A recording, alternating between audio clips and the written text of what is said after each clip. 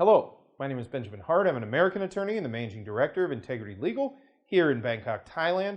As the title of this video suggests, we're discussing fiancé visas, and specifically, well, one, I do know that there's the show 90 Day Fiancé.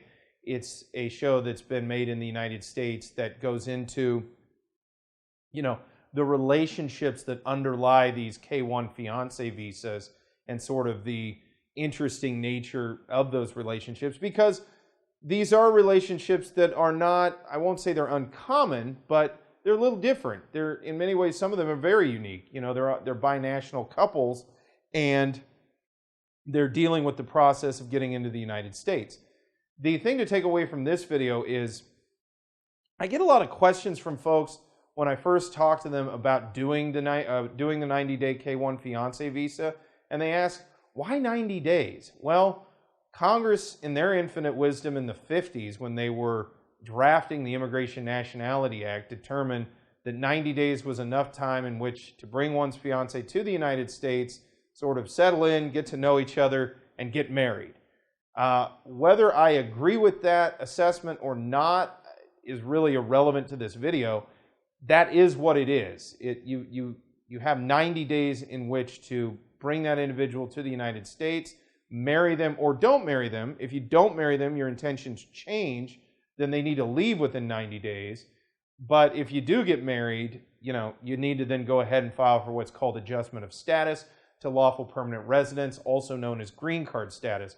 But I get this question a lot. It just is the way the statute was written.